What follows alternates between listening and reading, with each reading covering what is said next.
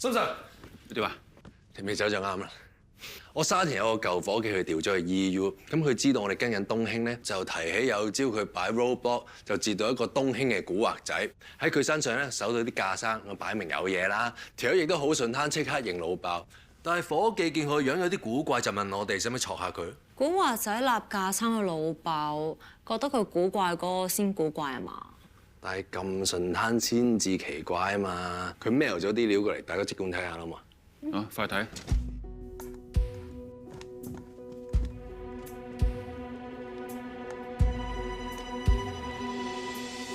立住呢啲架撐去老爆，咁佢真係有啲古怪喎。有咩咁古怪啊？佢係古仔反駁咯。阿 Sir， 口供就落完啦，仲有咩要問啊？大明，你份口供就話自己老爆，天蒙光就係老爆，諗住去邊條街咩單位啊？睇下邊度就手咪爆邊度咯。你哋東興咁多範數，大埔、沙田、粉嶺，全部你打識㗎啦。你唔掂，同你大佬講聲，實有一撈啦。使乜咁折墮去老爆啊？我爭好多波攬數，唔俾得大佬知啊嘛。嗰日你老爆係咪帶住呢袋嘢啊？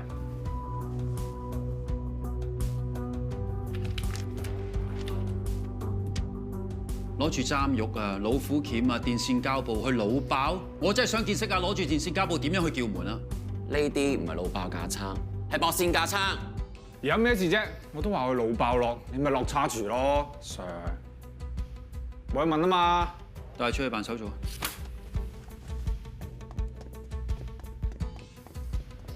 車神，幫我出下大眼明嘅八達通記錄。睇翻大眼明嘅八達通記錄，佢喺5月5號朝早6點45分上車。根據記錄，架小巴喺7點13分大埔公路沙田嶺段俾 EU 嘅 roadblock 截查。大眼明呢程車用咗28分鐘，嗰陣時係清晨，交通亦都唔算繁忙。要計佢喺咩位置上車，應該都唔難啦，咪車神。使命必達。喺大埔河樹路一帶。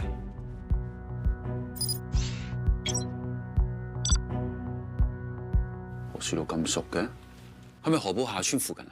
又會咁啱嘅？5月5號大眼明被截查嗰一日，亦都係槍白暴斃嘅同一日。我之前 send 嘢去律政司嘅時候 double check 嗰啲文件，我記得村民報警嘅時間就係朝頭早5點20分。大眼明咁啱6點45分喺河樹路上小巴，時間上可能同槍白單案有關聯。咁多咁啱就唔係咁啱啦。呢條友又唔係斷正，如果佢死口唔認，我哋都奈佢唔何。但係佢係咁口爽，話自己老爆，一定有啲嘢隱瞞啊！我哋現場睇下。心 Sir， 我哋 check 勻晒下村所有電線、電箱，啲電線都冇任何新嘅接駁痕跡。除咗電線之外，仲有啲咩線係可以駁嘅咧？嗬？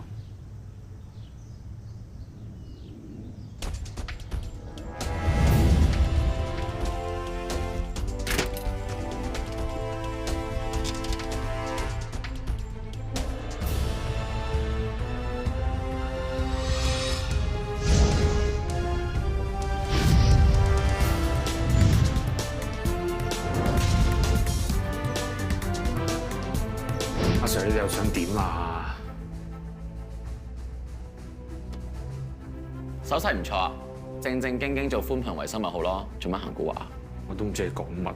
唔知。我哋 check 過你八達通嘅記錄，你俾 EU 截查嗰朝喺河埔下村上車，當時你帶住成袋駁線嘅架撐，我哋成條村已經查過，你駁嗰條電話線嘅針肉，同你帶喺身上嗰粒針肉係一樣，有啲心虛咧。我哋而家懷疑你同槍白嘅死有關，你再唔坦白，我哋分分鐘告你謀殺。唔關我事㗎。唔該。你收工啦。聽日希丹 case 就開審，你都要翻去唞下先夠精神㗎。我都唔係第一次通完頂之後上 court 啦。嗱，你已經連續幾晚開嘢啦，咁衰啲講句，我哋而家都冇嘢可以做到㗎啦。咁你係講得啱嘅，但係對於阿希、阿欣同佢小朋友嚟講，我算係佢哋最後嘅希望，所以我想盡力去到最後一刻。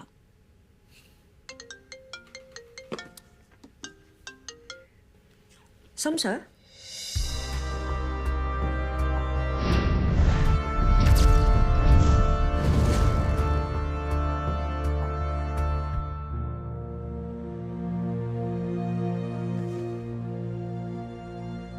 法官閣下，各位陪審員，本案係一個非常不幸嘅悲劇。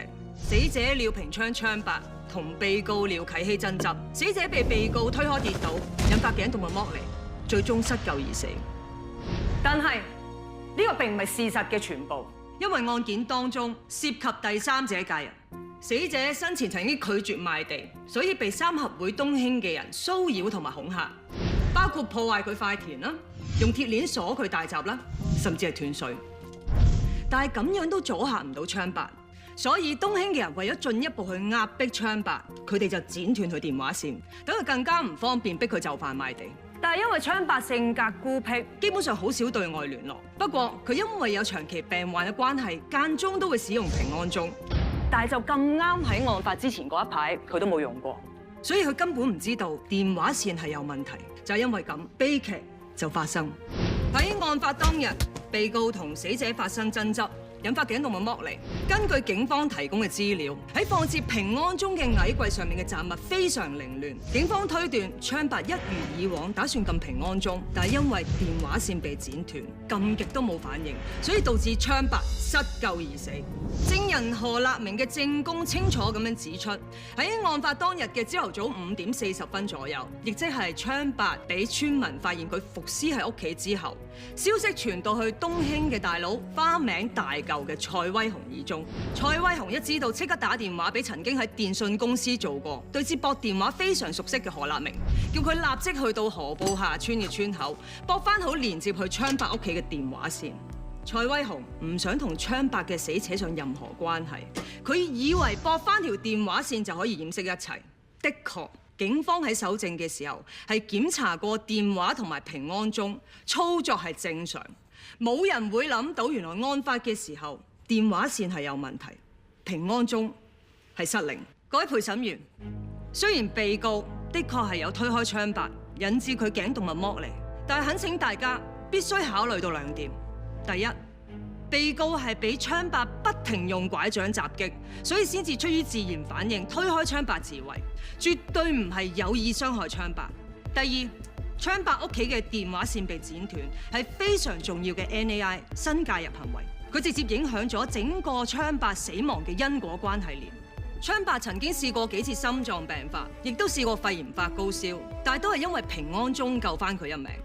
今次槍白嘅死，起因的確係因為被告推開佢，引致頸動脈剝離。但係正發生咗剪斷電話線呢個新介入行為，導致平安鐘失靈，所以先至會發生槍白失救而死呢個結果。被告絕對係無意，亦都唔係直接導致槍白死亡，最多只係普通襲擊。懇請各位陪審員裁定被告誤殺罪名不成立。